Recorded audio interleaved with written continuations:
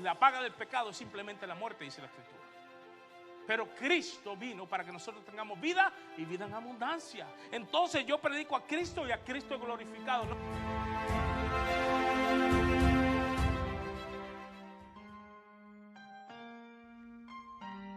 Hoy presentamos Una fe que se vive, sexta parte.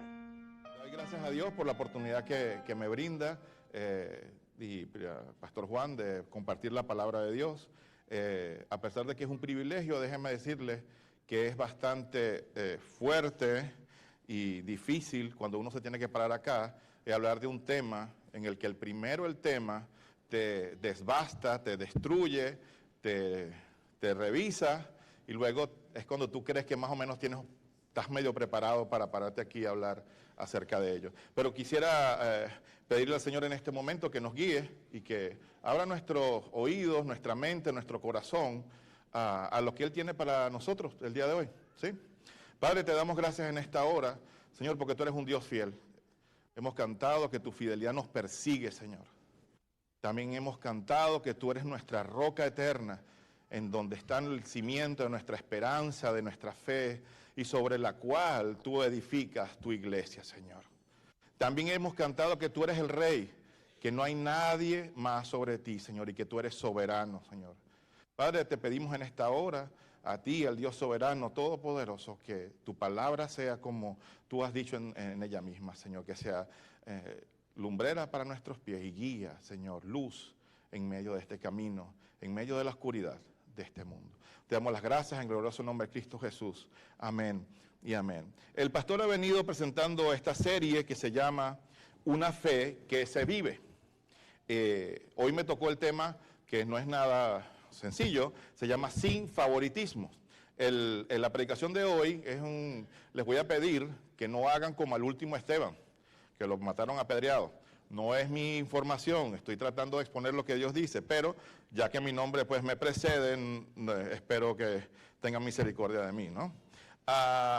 El tema que vamos a estar viendo dice: la fe verdadera no hace acepción de personas. Ese es el tema que básicamente vamos a tratar de extraer de este pasaje. Y si al final de hoy queremos llevarnos algo en mente, o yo deseo, o el Señor desea que nos llevemos algo en nuestra mente, en nuestro corazón, es esta idea central que dice: el amor de Cristo nos llama a tratar a todos con igualdad y misericordia.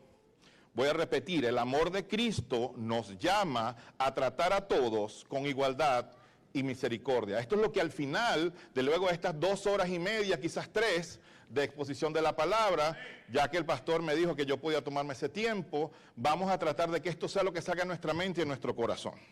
¿Ok? Vamos a buscar, si quieres buscarlo en tu palabra para verificar si lo que colocamos allí está bien. Si no, te puedes guiar por lo que está en la pantalla. Vamos a estar basándonos en la epístola o la carta de Santiago, el capítulo 2, del versículo 1 al 13. Lo tienen allí, si quieren lo pueden ir buscando. Hermanos míos, que vuestra fe en nuestro glorioso Señor Jesucristo sea sin acepción de personas. Porque si en vuestra congregación entra un hombre con anillo de oro y con ropa espléndida, y también entra un pobre con vestido andrajoso, y miráis con agrado al que trae la ropa espléndida, y le decís: siéntate tú aquí en un buen lugar, y le decís al pobre: estate tú allí de pie, o siéntate aquí abajo al estrado de mis pies. ¿No hacéis distinciones entre vosotros mismos y venís a ser jueces con malos pensamientos? Hermanos míos, amados, oíd. ¿No ha elegido Dios a los pobres de este mundo para que sean ricos en fe y herederos del reino que ha prometido a los que le aman? Pero vosotros habéis afrentado al pobre. ¿No os oprimen los ricos y no son ellos mismos que os arrastran a los tribunales? ¿No son ellos mismos, no blasfeman ellos contra el buen nombre que fue invocado sobre vosotros? Si en verdad cumplís la ley real conforme a la Escritura, amarás a tu prójimo como a ti mismo, bien hacéis. Pero si hacéis acepción de personas, cometéis pecado. y quedáis convictos por la ley como transgresores. Porque cualquiera que guarde toda la ley, pero ofendiere en un punto, se hace culpable de todos los puntos. Porque el que dijo no cometerás adulterio, también ha dicho no matarás. Ahora bien, si no cometes adulterio pero matas, ya te has hecho transgresor de la ley. Así hablad y así haced, como los que habéis de ser juzgados por la ley de libertad. Porque juicio sin misericordia se hará con aquel que hiciera misericordia. Que no hiciera misericordia. Y la misericordia triunfa sobre el juicio. No es fácil leer esos 13 pasajes. Normalmente uno no va a hacer una predicación a veces en pasajes tan largos, pero este pasaje era difícil de separar y completar el tema completo, lo que tiene que ver con el favoritismo. Pero sin embargo venimos hablando de este tema de la epístola de Santiago, de la carta de Santiago, y la carta de Santiago es un llamado directo a vivir una fe auténtica. No es un tratado teológico profundo, no es como las cartas paulinas donde tenemos principios y dogmas y tenemos teología y tenemos todo este tipo de doctrinas, sino que es una manera de ver la fe o vivir la fe de manera práctica. Es una exhortación práctica, dice, la fe verdadera se demuestra en la manera que vivimos. Este es uno de los temas de la carta. Santiago insiste en que no basta con oír la palabra, sino que debemos ser, ¿qué? Hacedores de ella, en el 1:22. Su enfoque está en la conducta diaria, cómo hablamos, cómo tratamos a los demás, cómo enfrentamos pruebas y cómo vivimos delante de Dios. Está dirigida a creyentes en la dispersión, es decir, habla al principio y dice que está dirigida a las 12 tribus que se encuentran en dispersión. Sin embargo, la carta es abierta para toda la iglesia. Obviamente, siendo el judío, hablaba pues a su gente también. Algo que también debemos entender, y usted dirá, bueno, esta carta la escribieron para mí. Mala noticia, la carta no fue escrita para nosotros, la carta fue escrita para la iglesia en ese momento. Sin embargo, porque es la palabra de Dios y porque el hombre sigue siendo el mismo hombre y porque las circunstancias de nuestra sociedad son muy similares, podemos tener aplicación de lo que está ocurriendo. Pero le está escribiendo a todos estos creyentes, en su mayoría judíos, que se encontraban bajo la presión del Imperio Romano, que se encontraban en dispersión. Y lo notable es que cuando habla de congregación, no habla de las reuniones en casas como vemos en las cartas paulinas. Y esto se debe a que la carta de Santiago se cree que fue la primera carta escrita a la iglesia y que fue agregada al canon bíblico. Es decir, fue antes de los evangelios, fue antes de las cartas paulinas y de los demás apóstoles, incluso por supuesto del Apocalipsis, pero lo que quiero que entiendan es que cuando esto se escribió, nada de esas referencias existían de estas cartas. Se estaba escribiendo aún a aquellos cristianos que aunque había persecución del Imperio Romano, todavía se les permitía entrar a las sinagogas y se les permitía escuchar la palabra de allí, porque entiéndase que no había librerías cristianas. Ni siquiera estaba en el Nuevo Testamento el compendio de ellos. Pero quiero que entiendan que era el único lugar donde ellos podían ir a buscar la palabra de Dios, donde podían acceder a las bibliotecas y leer los libros, los rollos. Entonces todavía a los cristianos se les permitía entrar a las sinagogas, todavía esto estaba ocurriendo y le está diciendo, ok, ¿qué está pasando con ustedes que entran a las sinagogas, que entran a estos lugares donde se congregan y están haciendo este tipo de acciones? Eso era lo que estaba planteando Santiago. También Santiago resalta que la verdadera sabiduría no es el conocimiento, sino una vida recta delante de Dios. Y esto es lógico, podemos saber mucho de la Biblia, pero sabemos que por ahí dijeron también en la Biblia, que el diablo sabe bien de la Biblia, pero no está mostrando necesariamente lo que Dios está diciendo en ella, ¿cierto?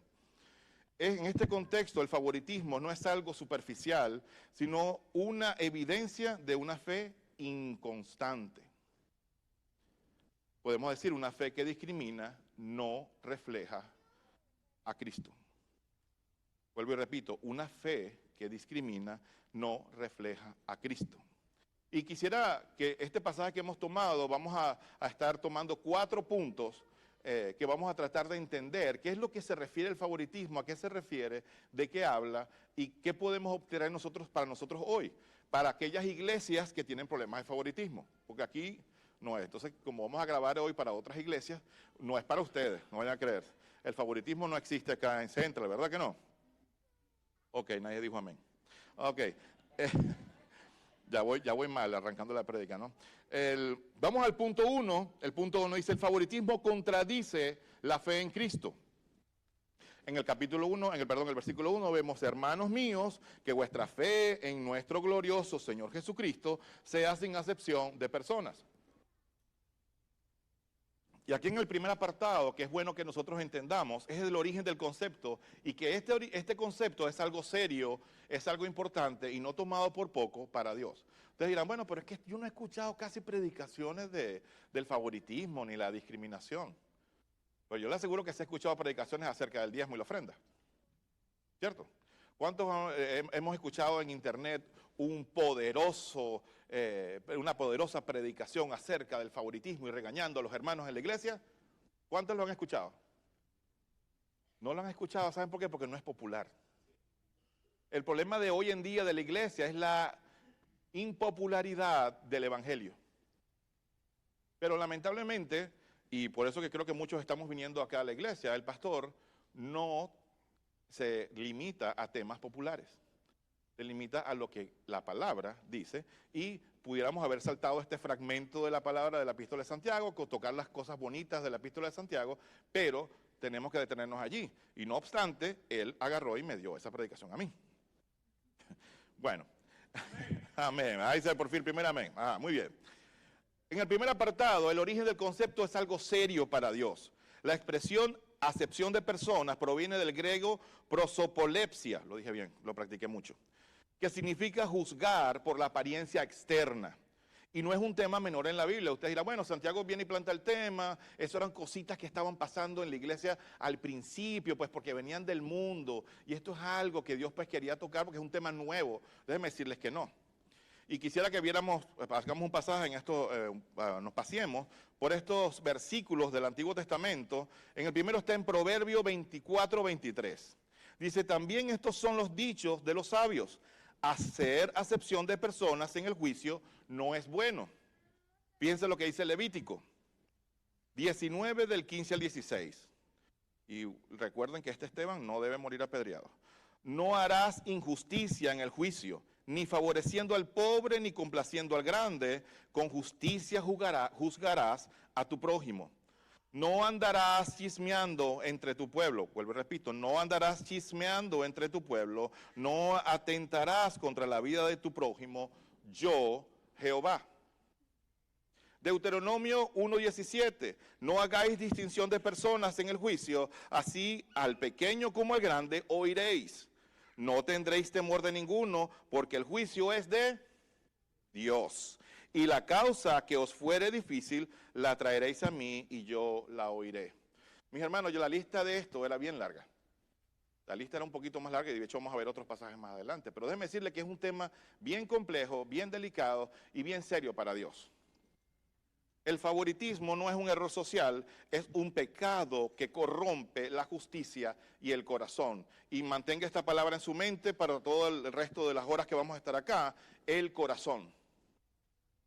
En el segundo apartado dice, nuestra identidad en Cristo elimina la parcialidad. Fíjense que él dice que vuestra fe en nuestro glorioso Señor Jesucristo sea sin acepción de personas. Y algo que al principio estaba tratando de ver es que la epístola o la carta de Santiago tiene algunas particularidades.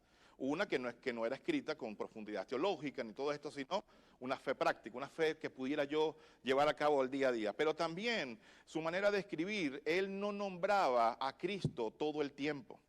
Déjeme decirle que solamente lo nombró 2 veces en toda la carta.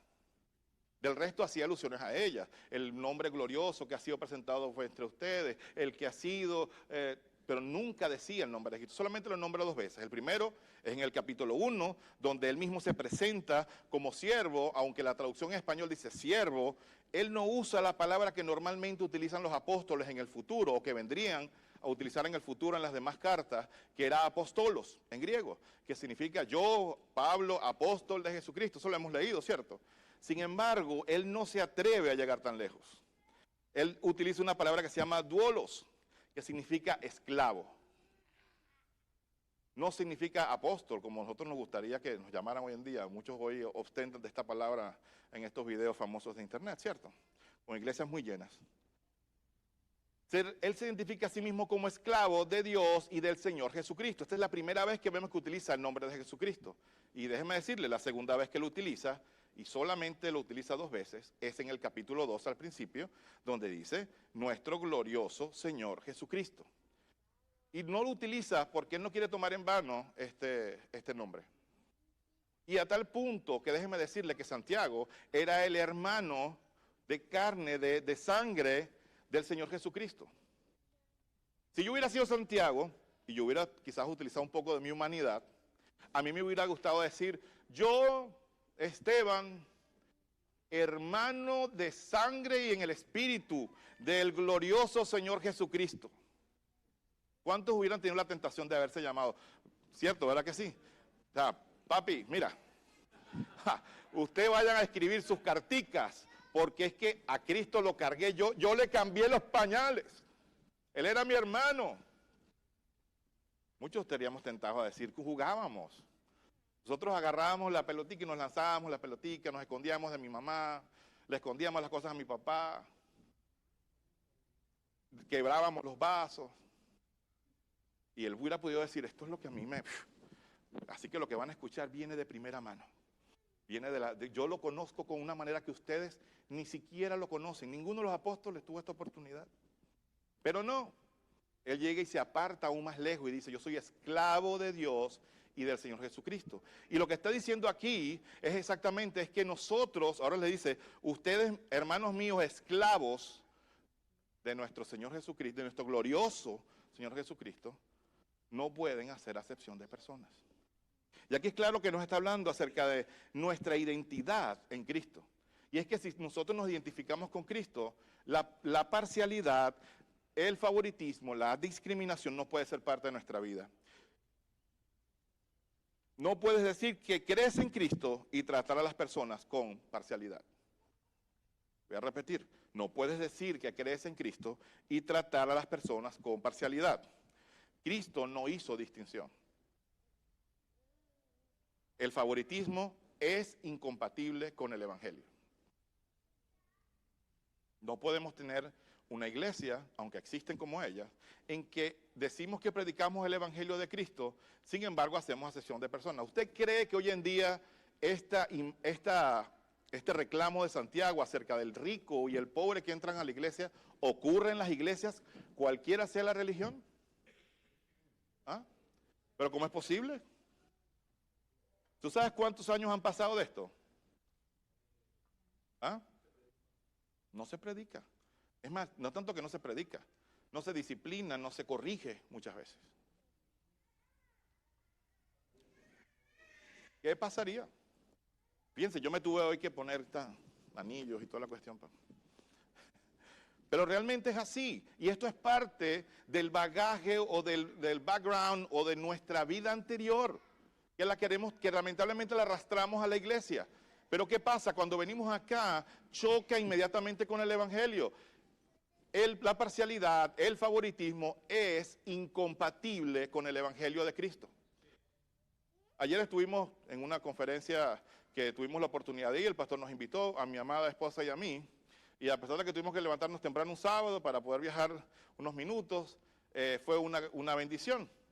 Y algo que me gustó del primer predicador, aparte que su tema era súper interesante, es que él comienza diciendo esto: si usted no tiene amor, si usted no tiene misericordia, si usted no tiene empatía, simpatía y todo lo que usted quiera poner por las personas, usted tiene un problema. O usted no conoce a Cristo, o usted no es salvo, o el Espíritu Santo no está en usted, pero usted tiene un problema. ¿Usted sabe cuántos predicadores se atreven a decir eso en el púlpito? Muy pocos. Porque les cuesta decir en sus congregaciones que no todos los que asisten realmente conocen a Cristo profundamente. Y él no se atreve a decir, es que todavía estás aprendiendo. Dice, no, probablemente no tengas al Espíritu Santo, probablemente no te hayas convertido, probablemente no entiendas bien quién es Cristo. Y esto nos lleva al segundo punto. Dios valora a quien el mundo desprecia. En el capítulo 2 dice, porque si en vuestra congregación entra un hombre, uno el rico y el pobre y todo esto, y llega al versículo 4, ¿no hacéis distinciones entre vosotros mismos y venís a ser jueces con malos pensamientos? ¿No ha elegido Dios a los pobres de este mundo para que sean ricos en mucho dinero, en dólares, cripto y mucho en inversiones en la bolsa con Google, Facebook, Coca-Cola? Ah, eso es lo que dice ahí. ¿Y en qué tenemos que ser ricos los pobres de espíritu? En fe. Ah, pero que yo no soy pobre de espíritu. Yo no soy pobre de espíritu. Esas son las personas que no tienen a Cristo. Tengo malas noticias para ustedes. En el apartado A, la iglesia, refugio, no filtro social. Lamentablemente nuestras iglesias se han convertido en lugares donde la gente se jactan de decir que asisten. Casi igual como el club de yates o el club de golf. Yo asisto a la Iglesia Bautista Central Española en la Greenhouse en Katy, Texas. Ministerio Español. No me vayas a confundir con los de inglés. Ministerio Español. Con el pastor Juan Rodríguez. Donde sí se predica la palabra. Yo asisto a la iglesia fulana de tal, mengana de tal, y esto es lo que a mí me da estatus y posición. Mis hermanos, tenemos que tener cuidado. Nuestras iglesias se han convertido en lugar donde vamos. Pareciera que fuéramos como en mi época de marcar tarjeta. Hoy sería ponerle la huella, ¿no? Pero como marcar tarjeta íbamos al trabajo. Yo marco, plac, plac. Miren, yo me acuerdo que a mí me recibía estas llamadas. Esteban, ¿llegaste a la oficina? Sí. Hazme un favor, márcame la tarjeta, que voy tarde, pero es para que no me vayan a regañar, no me vayan a descontarle la hora o el día. Márcame la tarjeta que yo voy detrás de ti. Y ustedes saben cuántos problemas tuve yo que resolver en recursos humanos de que le marcaron la tarjeta y no fue. Y después cuando se enteran, oye, ay, pero yo vi a fulano marcando la tarjeta mengano, aquel problemón. Y pareciera que nuestra iglesia se ha convertido en eso. Mira, vamos el domingo porque es que la semana necesitamos la bendición de Dios. Esta semana cerramos un buen negocio, me voy a comprar el auto, ya está listo lo del contrato de la casa, ¿cuántas veces lo hemos escuchado, verdad? El contrato de la casa, y esta semana tenemos que ir a la iglesia tempranito, bien vestidito, porque Dios nos tiene que bendecir en esta semana. ¿Ustedes creen que de verdad Dios es tan tonto? Lamentablemente, la iglesia se ha convertido en esto, en vez de ser un refugio para aquel que tiene necesidad. Primera de Samuel 16:7. Y Jehová respondió a Samuel, no Pedro Pérez, Jehová respondió a Samuel, esto cuando estaba escogiendo al rey David. No miréis su parecer, ni a lo grande de su estatura, porque yo lo desecho. O sea, está desechando la apariencia.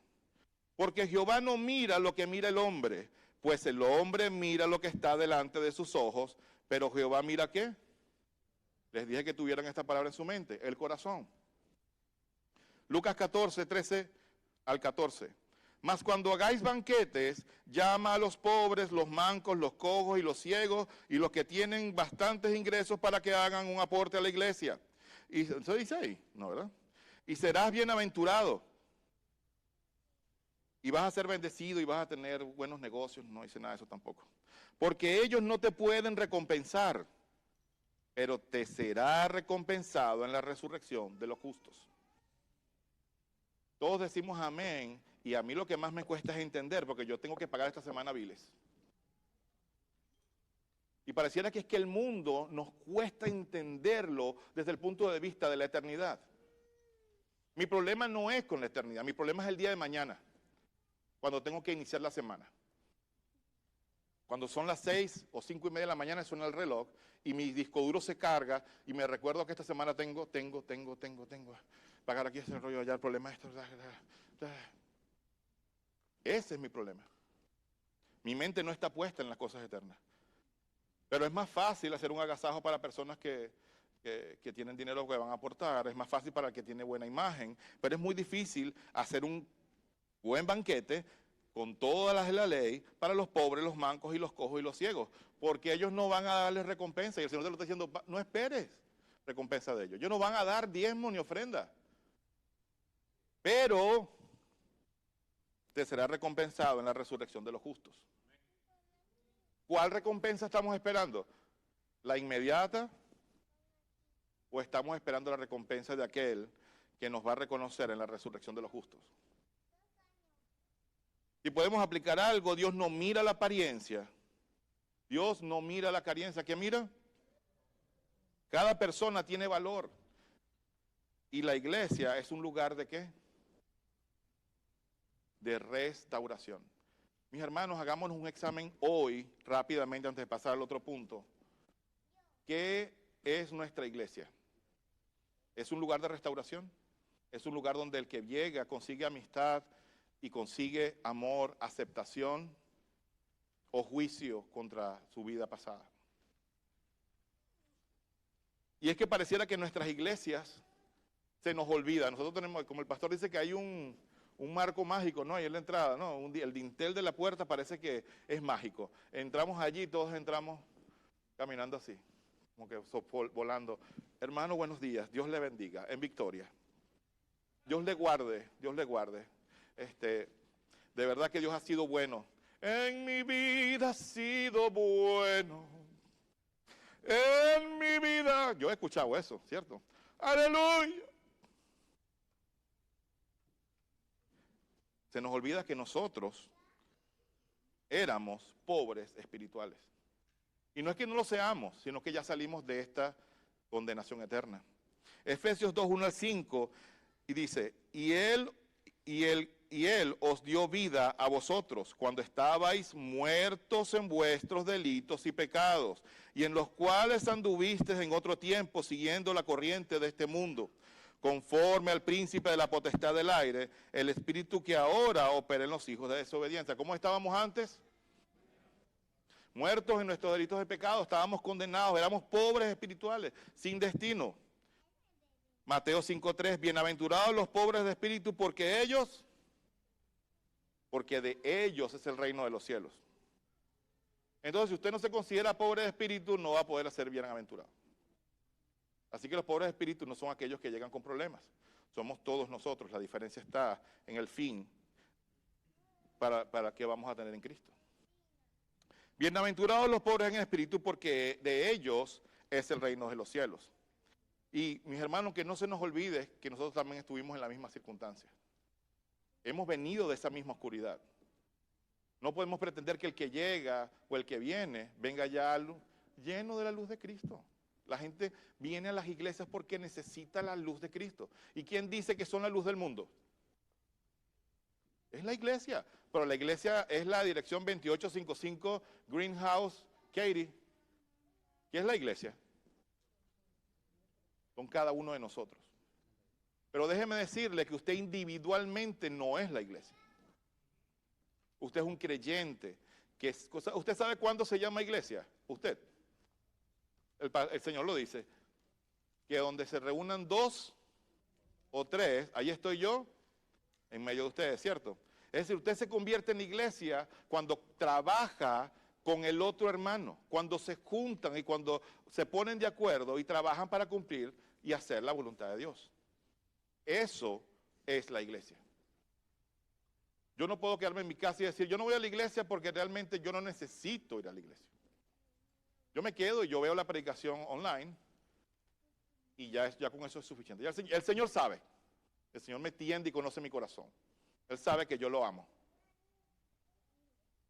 ¿Usted cree que eso es suficiente? Mis hermanos, la iglesia somos nosotros cuando asumimos el rol de la iglesia. Cuando me pongo de acuerdo con mi hermano, cuando tumbo las barreras con mi hermano, cuando arreglo los problemas con mi hermano, cuando yo hago lo que Dios dice que debo hacer con mi hermano.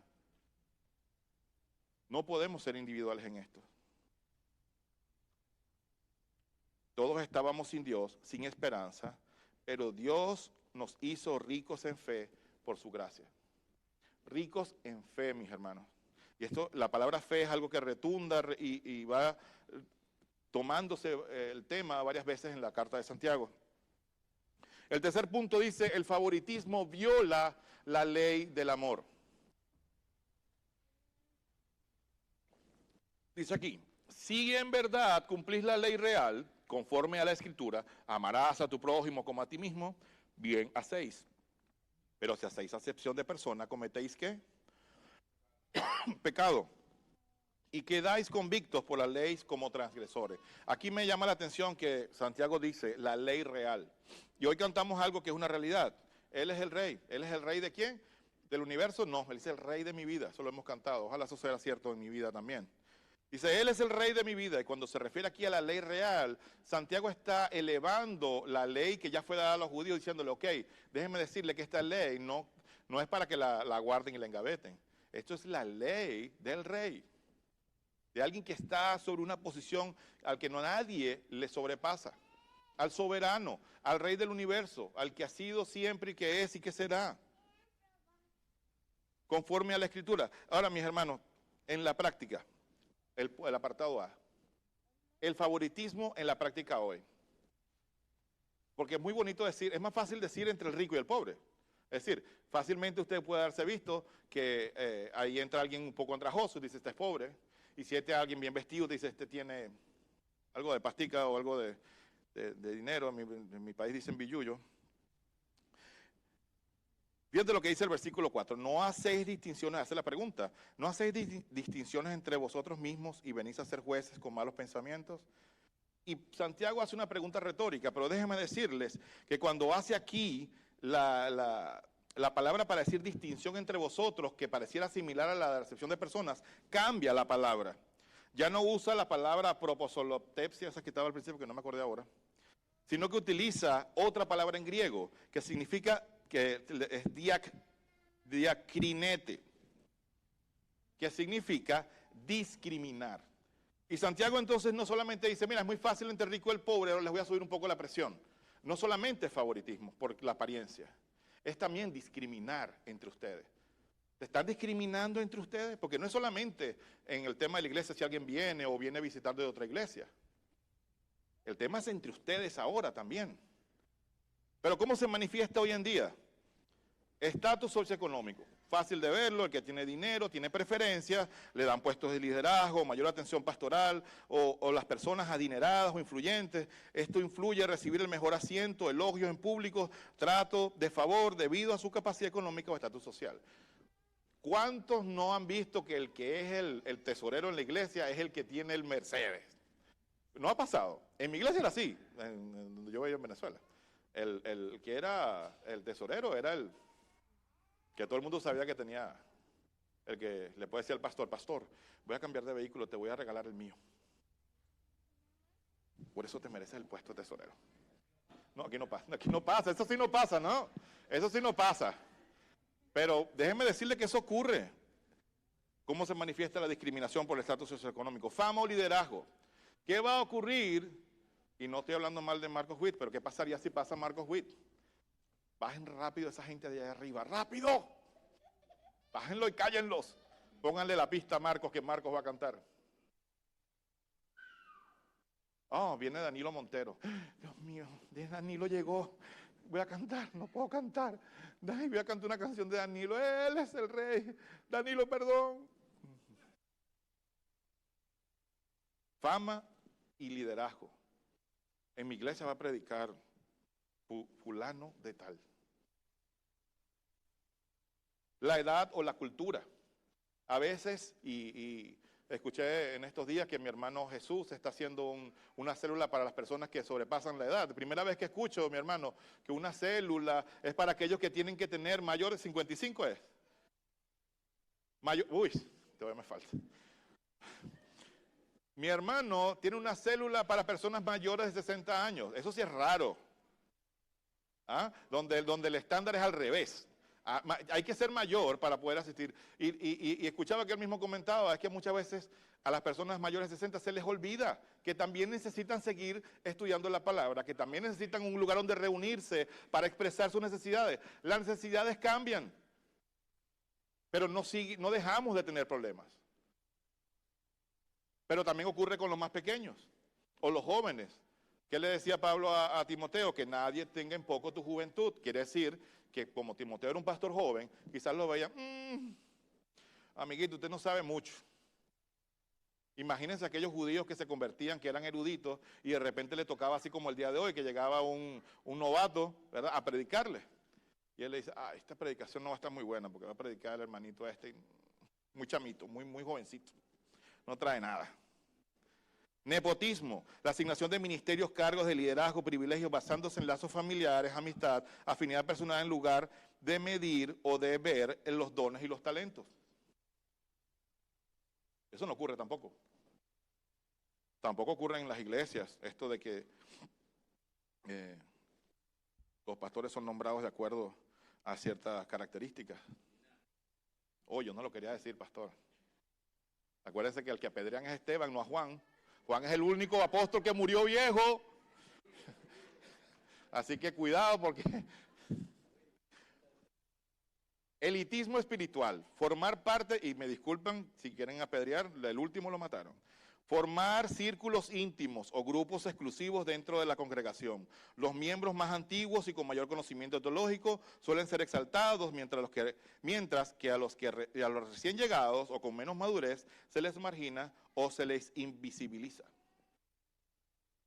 Esto tampoco ocurre en las iglesias. Exclusión de necesitados. Dar ponderancia a ciertos grupos demográficos, hombres frente a mujeres, jóvenes frente a adultos mayores, limitando la participación activa al reconocimiento de los dones. Mis hermanos, si ustedes piensan que yo escribí esto, lo saqué de una página que muchos hemos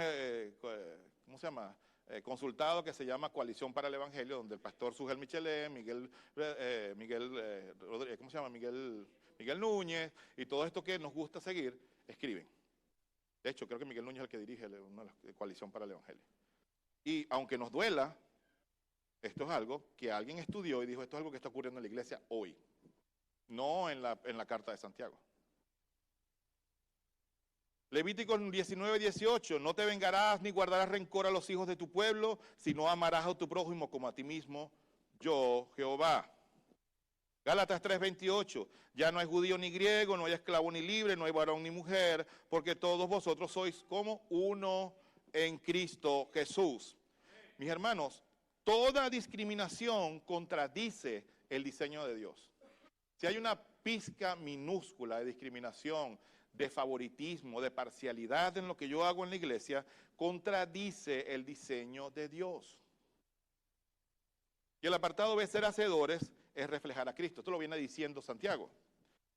Filipenses 2:3-5. Nada hagáis por contienda o por vanagloria, antes bien con humildad, estimando cada uno a los demás como superiores a él mismo, no mirando cada uno lo suyo propio. Bueno, si cada cual también por los otros, o sea, que vean lo de los otros en vez de lo de nosotros. Haya pues en vosotros el mismo sentir que hubo en ¿quién? Es decir, que para poder ser imitadores de Cristo, yo tengo que tener el mismo sentir que hubo en Cristo, en el que Él se puso por debajo para servir. ¿El Hijo del Hombre no vino a qué? ¿Si no vino a qué? Pero a muchos les encanta venir para ser servidos. Y les cuesta servir. Eso tampoco ocurre acá. Y Juan 13:34-35. Un mandamiento nuevo os doy hoy, que os améis los unos a los otros como yo os he amado, que también os améis unos a otros. En esto conocerán todos que sois mis discípulos, si tuviereis amor los unos con los otros. La gente cuando llega o nos ve, no solamente en la iglesia, aquí es muy fácil mostrar amor, mi hermano. No les voy a decir que es cuando estemos aquí, porque aquí es muy fácil mostrar amor, aunque aquí podemos mostrar también rechazo. Pero, ¿qué pasa cuando yo estoy fuera? Cuando yo tengo que ser el jefe, o el subordinado, o el trabajador, o el compañero de trabajo, o el compañero de clases en la universidad, o cualquiera sea lo que yo hago de lunes a viernes, incluso siendo esposo o esposa, ¿estoy mostrando el amor de Cristo? La gente puede verme y decir, porque Él se ama y ama a los demás, yo puedo ver a Cristo en Él. Ser hacedores y reflejar a Cristo es bien difícil y complicado, mis hermanos. Podemos fácilmente equivocarnos y fallar. No basta con conocer el amor de Dios o el de Cristo, hay que vivirlo. Cristo no hizo distinción, nosotros tampoco debemos hacerlo, mis hermanos. Cristo no hizo distinción, nosotros tampoco podemos hacer distinción.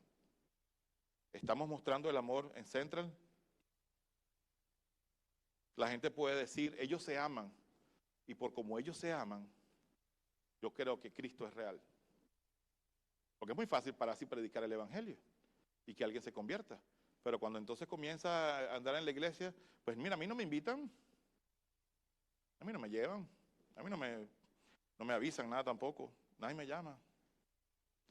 Pero nosotros esperamos. El pastor, ¿usted llamó a las personas nuevas que vinieron por primera vez el domingo pasado? ¿Les mandó el mensajito? Pastor, ¿usted va a ir a visitar al hermano tal? Como que si eso fuera solo el trabajo del pastor. Mi hermano, el trabajo del pastor, bien responsable, tendría que ser que todos los domingos haya una buena predicación. Pero déjenme decirles que la responsabilidad de llamar a los que vienen y visitan por primera vez no es del pastor. Él ha tenido que asumirla muchas veces, pero es de todos y cada uno de nosotros. ¿Cuántos números están en mi contacto de personas que no conozco, que han asistido a la iglesia o que tienen una necesidad? ¿Cuántas veces hemos ido a visitarlos a sus casas? ¿Cuántos de nosotros sabemos acerca de su vida? Mis hermanos, no vayan a querer que yo me pare aquí a decir, es que Esteban Civil. Miren, yo tuve que pasar por esta prueba de fuego y revisarme y analizarme. Yo tuve que pasar por esto y créanme que no fue fácil para mí. Pero estoy siendo responsable de pararme aquí y predicar la palabra del Señor aunque me cueste, aunque tenga que esto lidiar y quemarme por dentro. El punto 4, y con esto vamos terminando, la misericordia triunfa sobre el juicio. Así hablad y así haced, dice Santiago, como los que habéis de ser juzgados por la ley de libertad, porque juicio sin misericordia se hará con aquel que no hiciere misericordia, y la misericordia triunfa sobre el juicio. En el primer apartado dice, vivimos bajo la ley de libertad. Él nombra dos leyes, dice la ley real, y ahora saca una nueva, la ley de libertad. ¿Qué ley es esa? ¿Ustedes han visto alguna parte nombrada en la Biblia la ley de libertad? Recuerden que esto fue escrito antes de todas las demás cartas y los mismos evangelios. La ley de libertad no es más que el evangelio de gracia. Y quisiera que lo viéramos a través de la misma palabra. ¿Qué significa la ley de libertad? Una pregunta, ¿quiénes asisten los días miércoles acá a la iglesia? Ok, voy a hacer preguntas sobre Gálatas. Ajá. ¿Cuántas no deben llegar a 10 los que estaban aquí ahorita que vinieron los miércoles? Mis hermanos, les invito a venir los días miércoles. Si usted quiere crecer, no necesariamente son los domingos. Los días miércoles estamos estudiando detalladamente la Biblia. Ahorita estamos en la carta de Gálatas, la estamos exprimiendo, así como cuando usted agarra la lima y el limón y lo exprime y después le da. Así estamos haciendo con la carta de Gálatas. Fíjense lo que dice Gálatas 5, que de hecho estamos terminando el capítulo 5 ahorita, desde el 13 al 14. Porque vosotros, hermanos, a libertad fuisteis llamados, solamente que no uséis la libertad como ocasión para la carne, sino servíos por amor los unos a los otros, porque toda la ley en esta sola palabra se cumple, amarás a tu prójimo como a ti mismo. Romanos 14, 12 al 13. De manera que cada uno de nosotros dará a Dios cuenta de sí. Así que ya no juzguemos más los unos a los otros, sino más bien decidid no poner tropiezo u ocasión de caer al hermano. La ley de libertad no es la misma que aquella ley de que sí fuiste libre en Cristo, pero no puedes andar haciendo lo que te da la gana. Tampoco puedes andar por ahí trayéndote lo que tú vivías antes en el mundo y aplicarlo a la iglesia. Cuidado con confundir libertinaje con libertad. La única razón que nosotros tenemos ahora Cristo y esta libertad que tenemos es que antes no podíamos decidir por el bien, antes no podíamos decidir por Dios, mas ahora tenemos la oportunidad de decidir por Dios y por hacer el bien. Es la libertad que tenemos. Usted tiene la libertad de decir, amén, Señor, heme aquí, voy a hacer tu voluntad. Esa es la única libertad que usted tiene. Usted no tiene libertad de dar su opinión. Señor, mira, ¿sabes qué? A mí me parece, o sea, discúlpame que me meta, sé que estás un poquito culpado ahorita manteniendo el universo dando vueltas, la tierra, bla, bla, bla, pero disculpa que me meta, pero quisiera decirte mi opinión acerca de. La última que yo escuché de alguien que se le atrevió, le dijo, ¿y dónde estabas tú cuando yo formé el universo? ¿Dónde estabas tú cuando yo le estaba poniendo el nombre a las estrellas? ¿Dónde estabas tú? ¿Quién eras tú cuando yo hice tal cosa? No está hablando, esa es la única libertad que tenemos, señor. No está hablando aquí de que yo tengo que dar mi opinión. Lo siento, a mí me gustaría también dar mi opinión, pero no es lo que está hablando. Mi responsabilidad ahora es tener la libertad de aceptar y entregar mi vida a Cristo completamente. La gracia no elimina la responsabilidad, la profundiza. En el último apartado, la misericordia como evidencia del Evangelio. Mateo 5:7. Bienaventurados los misericordiosos, porque ellos alcanzarán misericordia. Y Mateo lo escribe luego que ya Santiago había escrito. Aquellos que hagan o no hicieran misericordia, también tendrán un juicio sin misericordia. Mis hermanos, la segunda palabra luego de amor es misericordia. No hay misericordia sin amor y no hay amor sin misericordia. Nosotros debemos mostrarnos misericordiosos delante de los demás. Tenemos que entender que si antes estuvimos muertos de nuestros delitos y pecados y entendimos todo esto, tenemos que tener dolor, pasión y compasión por aquel que no tiene a Cristo. Y esta pregunta me la hago, porque ustedes saben quién es mi preocupación principal para saber, y este pesar y compasión yo debo tener con mis hijos. Una de las cosas que doblo rodillas y lloro y pido al Señor es que mis hijos lleguen a Cristo. Sí, predico y en la que tengo oportunidad presento, trato de modelar el Evangelio. ¿Sabes qué es difícil para mí? Modelar el Evangelio para mis hijos. Me es el Everest. Pero el Señor sabe en mi corazón cuánto sufro por estar seguros de que el Señor haga y tenga misericordia con mis hijos. ¿Cuántas personas no tienen un buen plan de predicación? Son buenos predicadores, tienen grandes materiales para predicar, pero en sus casas aún sus hijos no conocen a Cristo o sus cónyuges. Mis hermanos, volvamos a la misericordia y al amor. Estamos discriminando a nuestros hijos, a nuestras familias, si no les presentamos el Evangelio. ¿De qué nos sirve modelar en la iglesia los domingos o los miércoles o en la célula cuando no estamos modelando en la casa? Revisémonos. La misericordia refleja el corazón de Dios. Recuerden que les dije el corazón.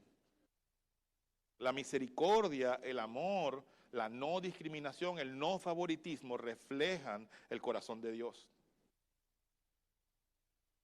Y quisiera ir cerrando el día de hoy. Todavía no llego a las 3 horas, pastor, está bien. Adelante un poco. El favoritismo no es solo una conducta, es un problema del corazón. De nada va a servir que hagamos esta serie de como 19 predicaciones por allí, donde el pastor va a tener un buen tiempo hablando acerca de la carta de Santiago, si nosotros no nos revisamos el corazón. Se manifiesta como vemos a los demás. ¿Cómo estamos viendo a los demás? Es decir, cuando veo a los demás los veo con oportunidad de sacar algo de ellos o con compasión como Cristo tenía de las personas que veía. Lea el Evangelio y cualquiera de los evangelios que usted escoja, pregúnteme o pregúntese, ¿cómo hacía Cristo para tener compasión de personas que no merecían su perdón? El propio Creador andaba entre personas que lo rechazaban y aún Él seguía teniendo compasión. ¿Tengo yo la compasión que tiene Cristo? La solución no es solo cambiar acciones, sino permitir que Dios transforme nuestro interior. Mis hermanos, no sirve de nada que se pare aquí alguien a predicar y le diga, usted ya no puede decir malas palabras, y usted da un esfuerzo humano por no decir malas palabras, si en tu corazón cada vez que ocurre algo, aparecen todos estos símbolos. No las digo, pero sí las pienso. Mi hermano, de nada sirve si el cambio no viene de adentro. Yo puedo aparentar ser un muy buen cristiano, puedo aparentar ser increíblemente tremendo pastor o líder y aún así no tener garantizada la entrada al cielo. Mi mamá me compartió y ha compartido con algunos grupos que ella asistió en una clase del seminario donde iba y el pastor que iba venía del Perú. Y este pastor comienza su clase del seminario diciendo, mi nombre es fulano de tal y tengo 15 años de pastor y 1 año de convertido. Todo el mundo, ay, tremendo pastor, qué ministerio tan hermoso. Y mi mamá se quedó como que, ¿qué? Y el pastor dice, ¿se dieron cuenta que nadie escuchó lo que yo dije? Tengo 15 años de pastor graduado, seminario, doctorado, magíster, pero tengo 1 año de convertido. Este pastor asistió a una conferencia de pastores y el pastor que predicó, ¿ustedes saben qué predicó en la conferencia de pastores? El Evangelio. Cuando eso es algo que usted debería haber sabido. Eso es como cuando tú vas a la universidad. No voy a explicar la regla de 3 porque ya usted se debe saber la regla de 3. Eso lo dijeron en la primaria, ¿cierto? En el elementary. Este pastor predicó sobre el evangelio. Y este pastor que estaba dando clase en el seminario, doctor y todo, tenía 1 año de convertido. Mis hermanos, nuestro problema no es saber qué debemos hacer. Nuestro problema es interno en el corazón. Si usted no abre su vida realmente a Cristo y deja que Él entre y hurgue o meta la mano en aquellos lugares oscuros que aún guardamos dentro de nuestro corazón, el cambio es solamente una fachada. Y el Señor lo sabía. Son como sepulcros blanqueados, que están podridos por dentro, pero por afuera parecen muy limpios. Así le decían los fariseos. No somos muy distintos a los fariseos si nuestro corazón aún no avanza en el cambio que Dios espera de nosotros. Mi problema no es ahora el otro domingo como Esteban predicó, cuando venga la gente voy a ver, ¿está bien vestido o no? No me importa, lo voy a saludar igual. Porque en la predicación Esteban dijo que había que ser sin favoritismo y no hacer acepción de personas. Si usted no tiene compasión, el Señor no está entendiendo lo que usted está diciendo. Nuestro corazón es el que debe ser cambiado y transformado. Podemos terminar la epístola de Santiago y si su corazón no ha entrado a esta palabra y no ha hecho el cambio interno y me ha revisado, no hemos hecho nada. Recordemos que una vez estuvimos perdidos en oscuridad y sin esperanza, pero Cristo nos alcanzó con misericordia. Nosotros queremos justicia para nosotros, pero muy pocas veces damos misericordia para los demás. Pero la palabra es clara. Un juicio sin misericordia habrá para aquellos que no muestren misericordia. La pregunta es, ¿estoy mostrando misericordia? ¿Estoy mostrando amor genuino? No aquel que se puede ver, aquel que Dios puede aprobar en mi corazón. ¿Estoy siendo honesto con mi trato a mis hermanos?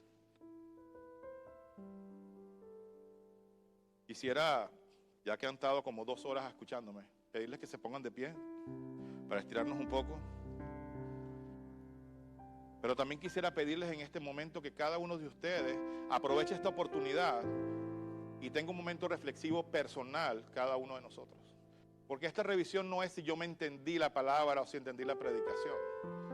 Esto es un poco más allá. Es si mi corazón realmente está alineado o está buscando lo que Dios busca. Dios puede entender que no reflejes a Cristo, pero no puede entender que tu corazón aún lo rechace. Quiero que escuches lo que dice el Salmo 139, 23 al 24. Y te voy a pedir que cerremos nuestros ojos en esta hora y que nos revisemos internamente. El Salmo dice así: examíname, oh Dios, y conoce mi corazón. Pruébame y conoce mis pensamientos.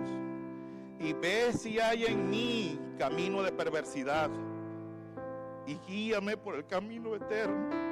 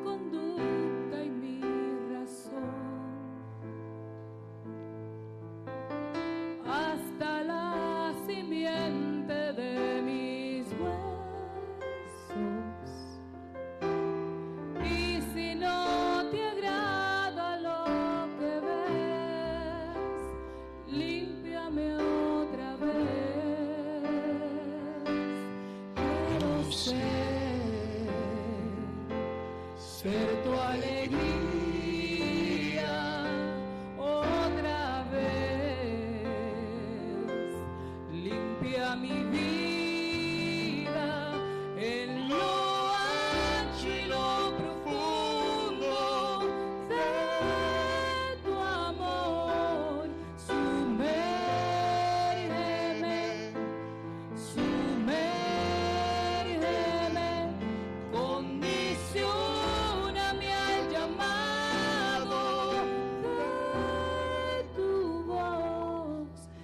enséñame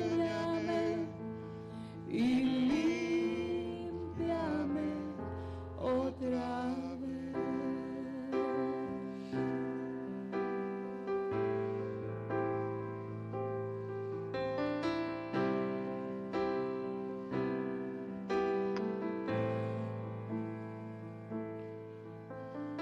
Mira cada esquina de mi habitación, mis motivaciones y mis sueños. Y si no te agrada lo que ves, límpiame otra vez. Quiero ser tu alegría otra vez. Limpia mi vida en lo ancho y lo profundo de tu amor. Sumérgeme,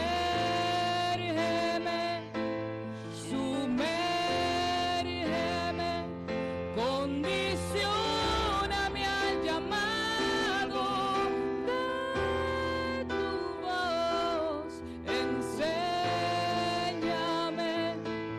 y límpiame otra vez. Vuélveme al deseo de tu santidad. Guíame a tus pies, sobre todo te quiero agradar.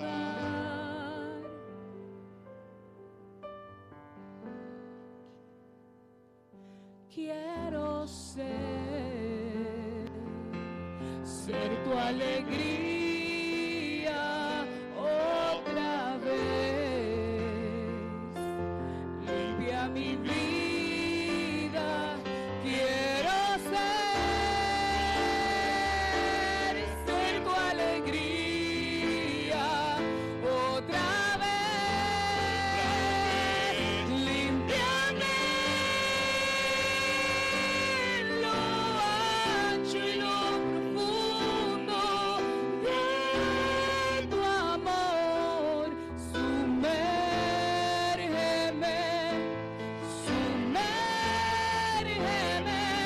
condicióname al llamado de tu amor. Enséñame,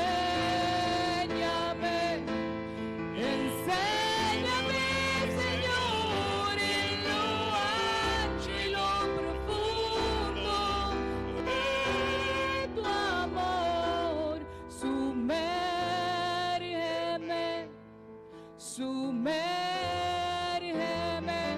condicióname al llamado de tu voz. Enséñame y límpiame otra vez.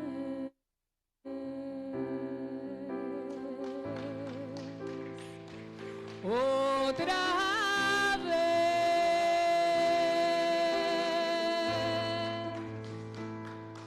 Padre, te damos gracias porque cuando estábamos muertos en nuestros delitos y pecados, tú tuviste misericordia de nosotros.